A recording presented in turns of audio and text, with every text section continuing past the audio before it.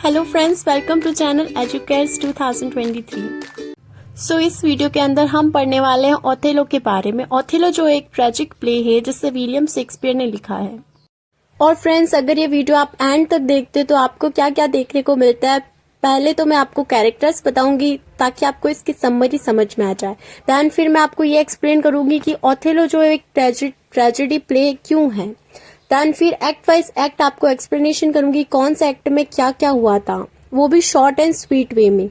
फिर मैं आपको इसकी मेजर थीम्स बताऊंगी। देन लास्ट में हम करेंगे इसके important and most important questions. Play को स्टार्ट करने से पहले हम छोटा सा राइटर का इंट्रोडक्शन देख लेते हैं। 1564 birth in Stratford upon Avon in Stratford England. Writer जो विलियम शेक्सपियर है, इनका जन्म 1564 को हुआ था स्ट्रैटफोर्ड इंग्लैंड के अंदर। 1582 मैरिज विद एनी हैथवे। 1582 में इन्होंने शादी करी एनी हैथवे से। 1604 ओथेलो इज पैंड being performed on November the 1st at Whitehall. 1604 में ओथेलो को फर्स्ट टाइम परफॉर्म किया गया था व्हाइट हॉल के अंदर। In 1610, Othello is performed at Oxford College by the King's Men during a summer tour. Then फिर Oxford college के अंदर ओथेलो को परफॉर्म किया गया था। 1612 to 1613, the King's Men perform Othello and Julius Caesar amongst other in this year. 1610, death on April 23, his burial being recorded in the Stratford Holy Church register 2 days later. He wrote 37 plays and 154 sonnets. हमारे जो writer है William Shakespeare की death हुई थी 23 अप्रैल को, और उन्हीं के डेथ के 2 दिन बाद इनके नाम से एक चर्च भी रजिस्टर किया गया था। इन्होंने अपनी लाइफ में टोटल 37 प्लेस लिखे हैं एंड 154 सोनेट्स लिखे हैं, साथ ही साथ 2 पोएम्स भी लिखे हैं। सो फ्रेंड्स, ये हो गया हमारे राइटर का छोटा सा इंट्रोडक्शन। अब हम हमारे प्ले को स्टार्ट करते हैं। The tragedy by William Shakespeare believed to have been written in 1603 and based on the Italian short story A Moorish Captain by Cinthio. Othello जो है वो एक ट्रेजेडी प्ले है जिसे विलियम शेक्सपियर ने लिखा है। ऐसा माना जाता है कि इस प्ले को 1603 के टाइम में लिखा गया था। इसकी जो स्टोरी है पूरी इटालियन शॉर्ट स्टोरी से ली गई है जिसका टाइटल था अ मॉरिश कैप्टन, जो कि सिंथियो ने लिखी थी। The work revolves around 4 central characters: Othello, a Moorish general in the Venetian army, his wife Desdemona, his lieutenant Cassio, and his trusted ensign Iago. ये जो पूरी स्टोरी है, ये जो पूरा वर्क है, ये टोटली 4 कैरेक्टर्स के ऊपर बेसिस है। इसके अंदर जो मेन कैरेक्टर्स है वो है Othello, Desdemona, cashew and Iago. ये पूरी स्टोरी इन चारों कैरेक्टर्स के अराउंड ही रिवॉल्व करती है। चलिए अब हम इस प्ले के कैरेक्टर्स की बात करते हैं। इसके जो मेजर कैरेक्टर्स है मैं आपको बता चुकी हूँ। हम स्टार्टिंग कर रहे हैं ओथेलो से। Othello is the first great black protagonist in western literature. He is a general in the army of Venice who is described as a Moor, a native of North America. He is a strong, well respected soldier. He is an eloquent and physically powerful figure.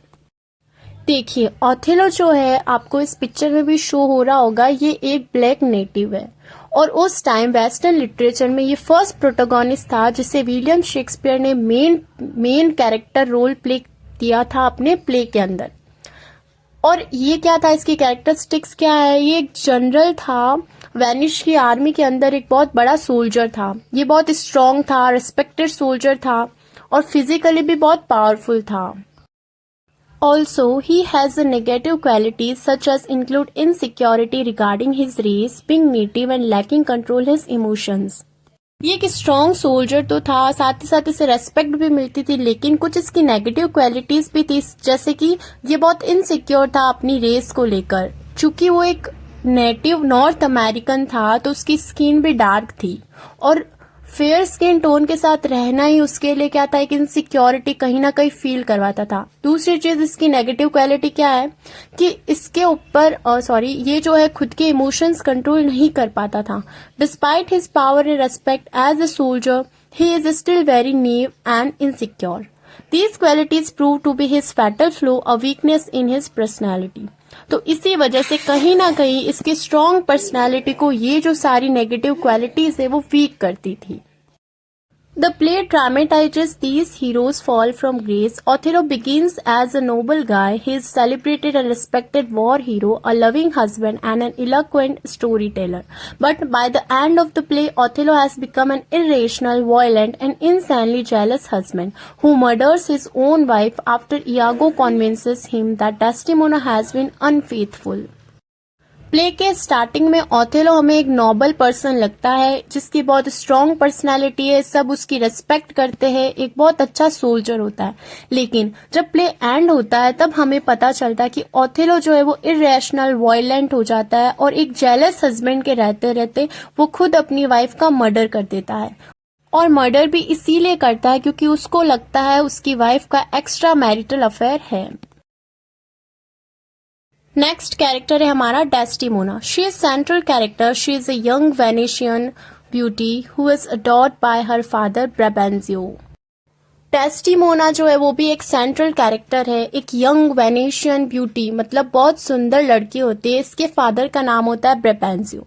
She goes against traditional Venetian custom by marrying an outsider, a black man named Othello. Instead of one of the rich Venetian man she is expected to Mary.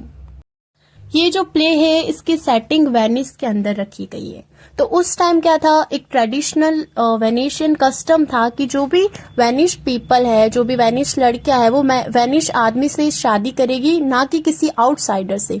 But Othello जो है black man, एक outsider था। तो Desdemona अपने traditional customs के against जाकर Othello से शादी करती है बिकॉज उसे ओथेलो बहुत अच्छा लगता है, वो उसकी पर्सनैलिटी से अट्रैक्ट होती है। Othello explains that Desdemona is marrying him because he is adventurous and she loves his stories and lifestyle. In the beginning of the play, Desdemona was a strong woman who defied traditional Venetian beliefs, but as the storm goes on, her strength is weakened and her relationship with her husband diminishes. Her independence slowly shifts over to obedience.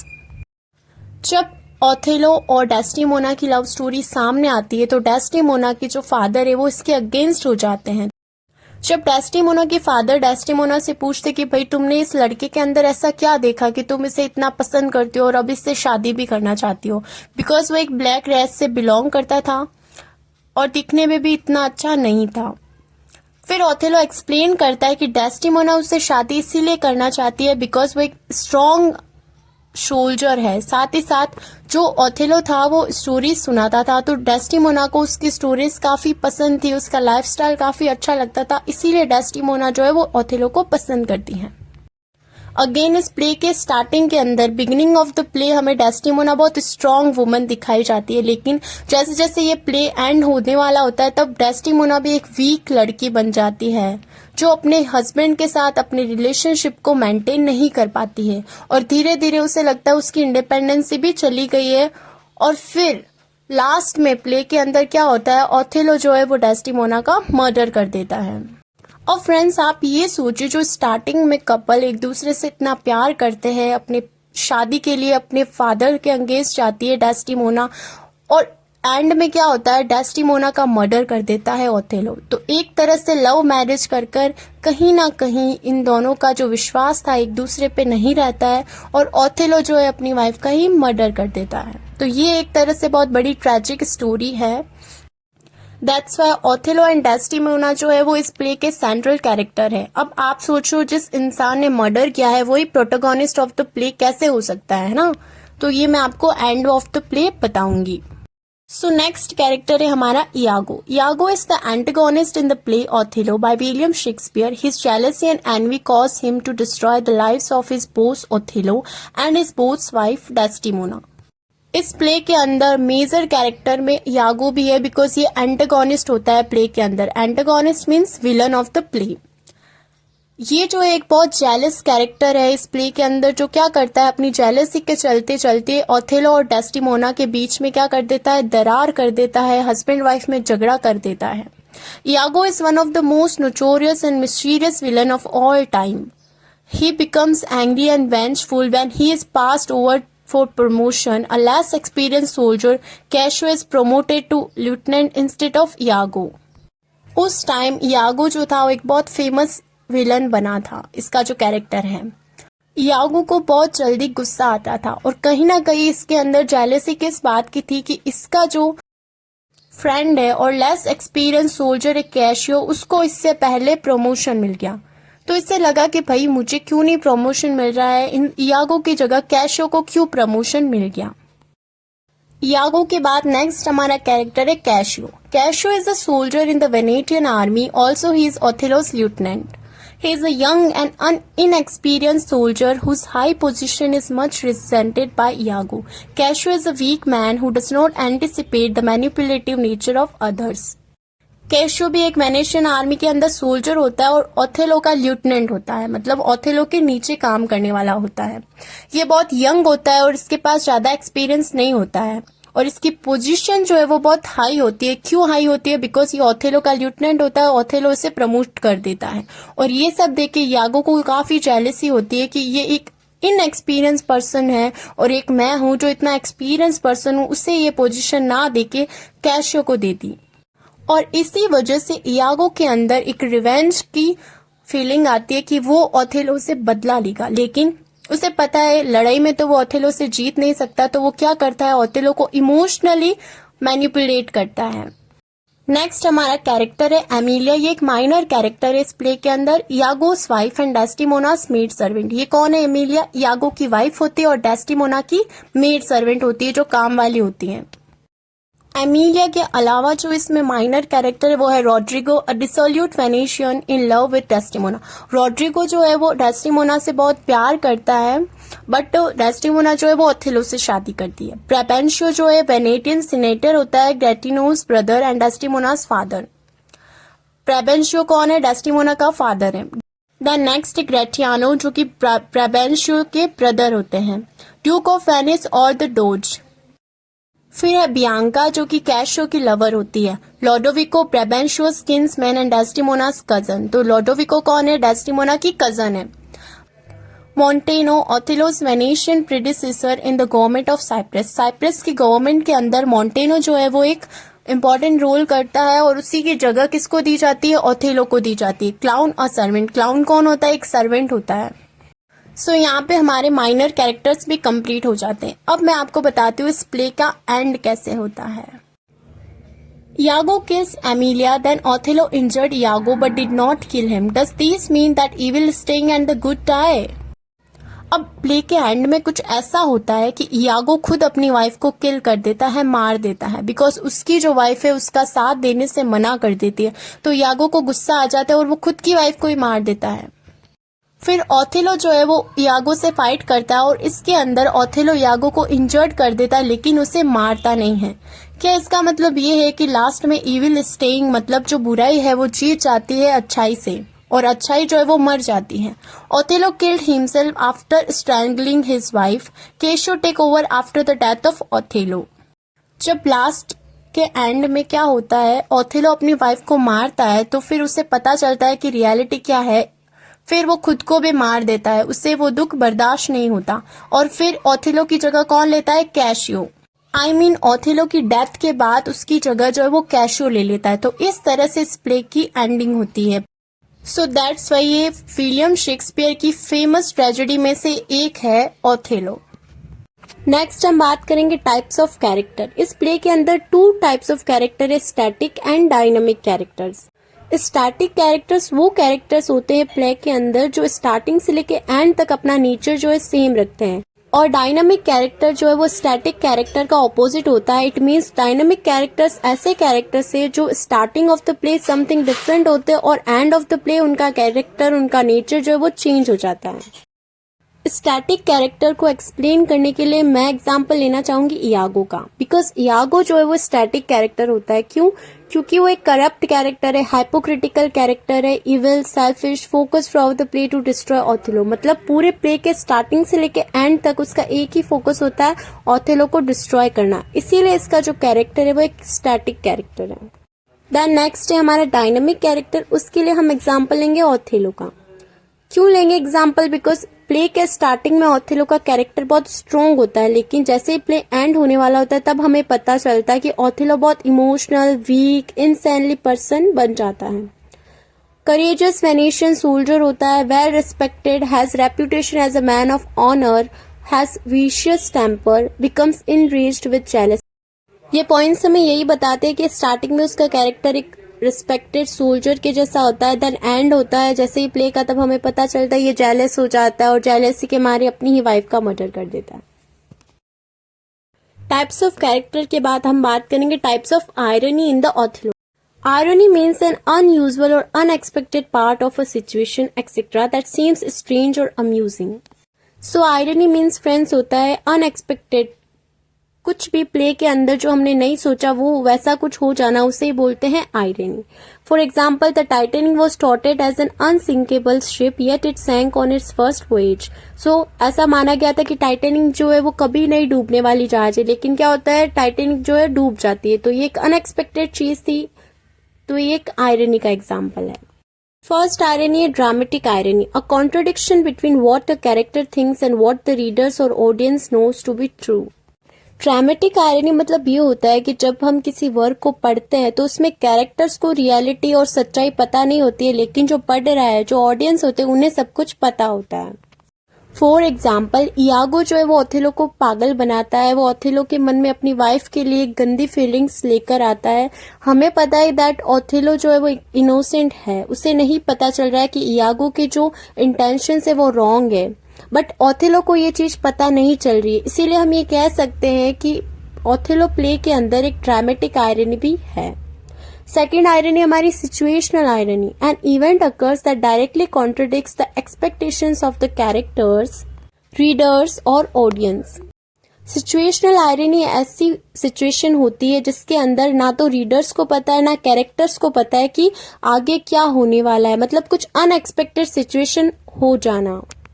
Then third one है हमारी verbal irony, words are used to suggest the opposite of what is meant, a sarcasm, double entendre etcetera.